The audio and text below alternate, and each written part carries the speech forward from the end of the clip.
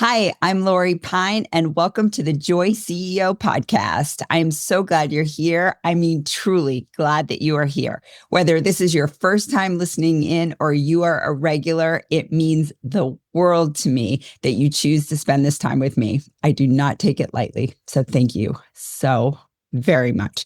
Today, we are talking about something that might sound simple, but has the power to completely transform how you move through your life. The power of saying yes. And here's what you're going to walk away with.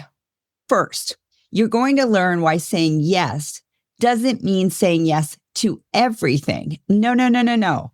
We are going to talk about how to choose opportunities that actually energize you.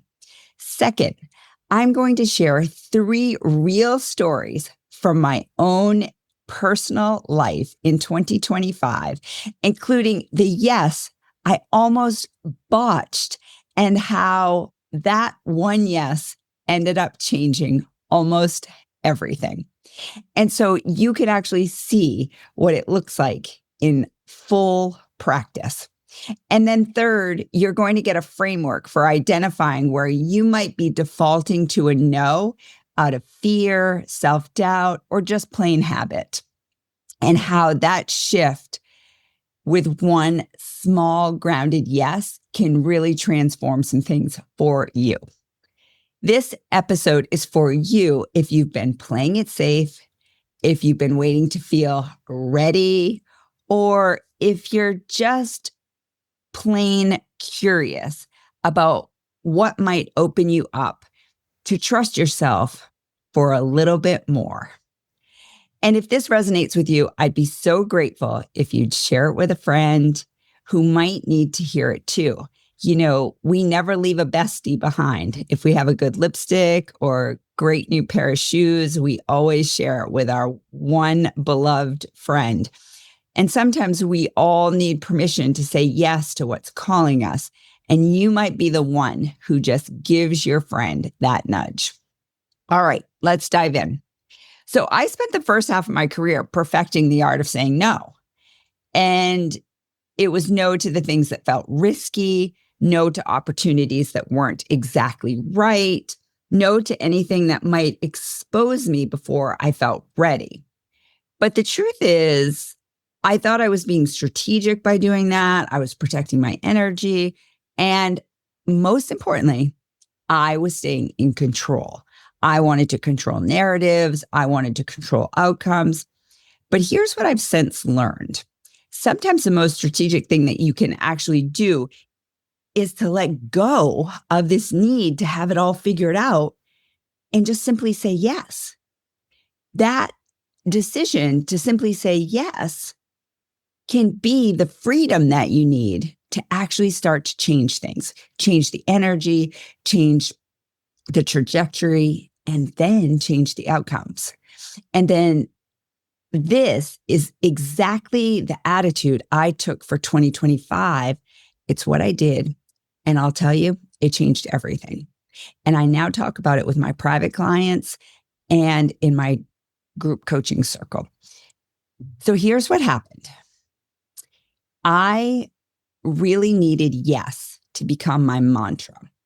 And we're going to talk about this today because I think that it's something that most high achieving, ambitious women forget about because we're so busy in the day-to-dayness of our to-do list, getting things done, the responsibilities, and really the burdens that we carry. So when I say yes, I don't mean that you're going to say yes to everything. We're not going to be reckless. We're not going to be scattered. We are definitely not doing people pleasing because pleasing people pleases nobody. But what we are going to do is we're going to say yes as an act of trust, as a doorway, if you will, as a way of letting life surprise you, wondering what's behind the door. So this year, I made a conscious decision. I was going to say yes to opportunities with openness instead of fear. I was going to let the universe conspire in my favor instead of assuming, well, that it might be working against me. And here's what caught me off guard. Saying yes didn't exhaust me. In fact, it actually energized me because it took on this momentum of its own. And let me show you how that happened. So, story number one, saying yes to being truly seen. At the start of the year, back at the end of 2024, I hired a new coach and I was instantly drawn to her. I went to her website. I knew that she could solve the problem that I was having. And, you know, if I'm honest, I was a little bit kind of tired of having a coach. I felt a little bit, maybe even jaded in the experience that I had been having. And so I wasn't 100% sure at first, and I dragged my feet a little bit. But once I had a conversation with her, she really understood what I was going through and what I was experiencing. And she saw through my situation so clearly. And I needed that. Hiring a coach when you are a coach kind of feels a little bit vulnerable, like admitting you don't have like all your stuff together. But I didn't in this one area, in this marketing of my business, of this clarifying my messaging. And I really needed her to help me solve this because my goal was to have an impact. My goal was to reach these women who I knew I could help. And so, but my frustration was getting in my way. And you might have a frustration that's getting in your way. And finding that right person who can clearly identify what it is in you, then articulate it, and then help you solve it is such a game changer. And so I said yes to Teresa. And when I said yes to Teresa, so many things started to unfold for me. She gave me her resources. She gave me her insights. And sometimes she gave me permission. And that permission came with a confidence that in moments I needed to borrow. I needed to borrow her confidence until I was really fortified in my own confidence. And that's a question I have for you. Like, who does that for you? Do you have a coach? Do you have a person who, when you're a little bit uncertain, when your boss is yelling and screaming, KPIs haven't been hit, we're off track, we're missing our mark, do you have a person that you can go to that helps get you grounded, that helps you with your narrative, that reminds you of really what you're made of and what it is that you're actually doing and why you're doing it? So it's not just someone who manages you. It's not your manager. It's really more than that. You don't want a critique. You don't want somebody on the sidelines. You want somebody like in the arena with you, somebody who's getting mud on their face with you. Teresa gets mud on her face with me. She takes my, Voxer message. She's in the UK, so she's a 6-hour time difference. Like she's, messaging me back at midnight. She's in it with me. Do you have somebody who's in it with you, who's genuinely cheering you on, not threatened by you, not jealous of you, but like, hell yes, let's go. Like LFG energy, let's go. And they're cheering you on. Sometimes saying yes isn't about an opportunity at all. It's just about being supported and allowing yourself to be known and seen and that your vision matters. And so somebody can hold you up when you might get a little bit tired and a little weary. Okay. Story number 2, saying yes by saying no. This one might sound backwards, but just hang with me here for a second. Saying yes also meant saying no a lot. I had to clear the deck and so that I could actually get to what mattered. And here's some things that I really, really did. I got clear about what organization I wanted to really double down on. For me, that was Next Up New York. I joined the board and I made sure that I was really, really a part of that. I show up every time there's a board meeting. I rarely ever miss. I'm part of the mentoring group. I have been mentoring for over 10 years with the Next Up organization. I feel like that organization really does contribute to making allies for women in big business. The other way I really narrowed down was I narrowed down on joy. And I really had to let go of what anybody might have thought about joy. Like, it is not fluff. I have done the research. There are true metrics that show what happens to a business when the leaders are joyful. 31% more productive, 37% increase in sales. There's 50% less likely to have burnout. Turnover rates decrease. I mean, on and on and on. Business is greatly impacted by the people who fill the org charts, and humans deserve joy.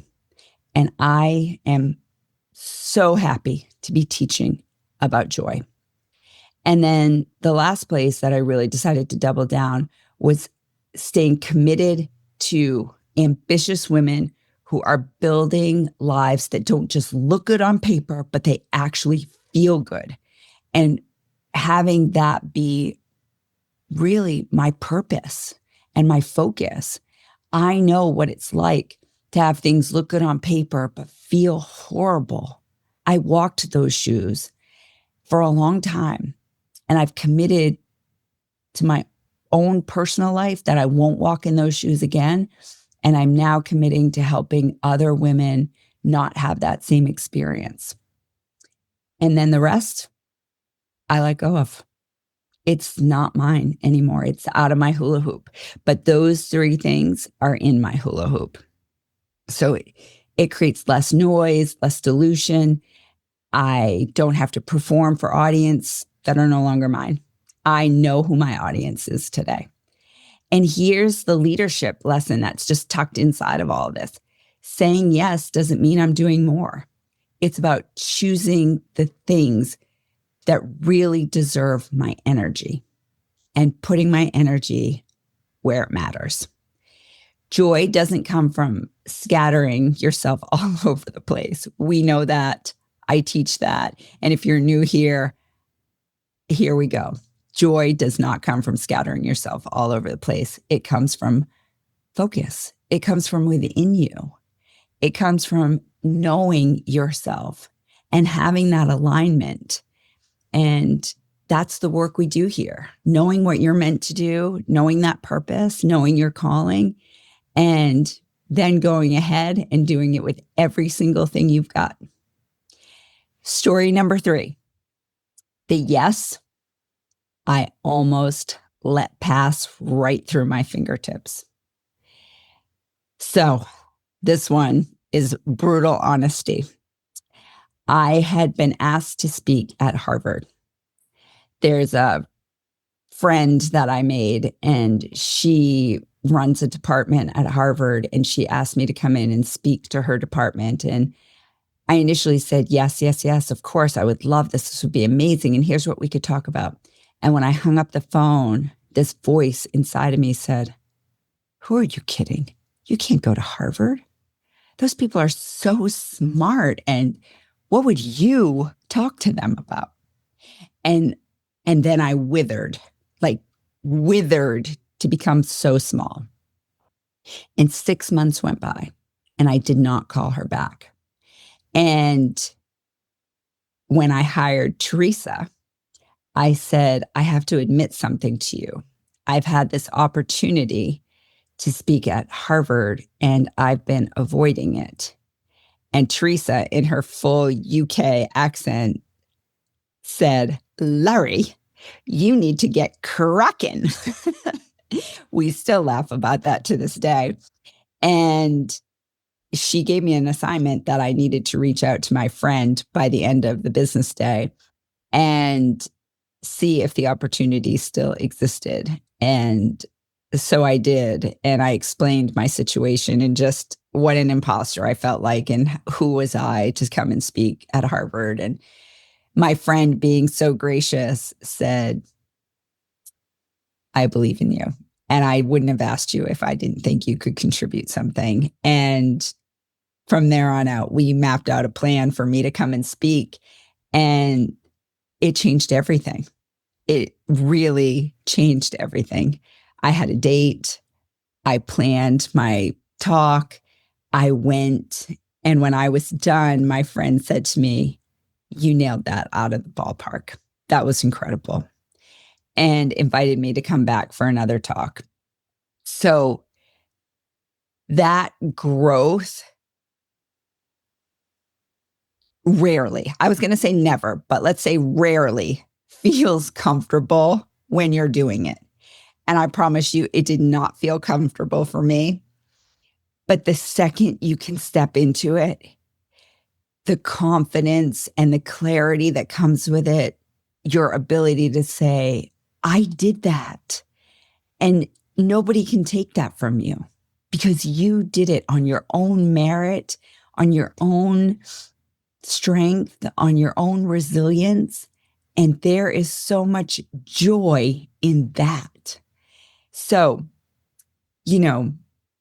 standing in that room didn't make the fear or the butterflies go away, but interacting with her team and the people and what they were going through reminded me that everybody needs joy.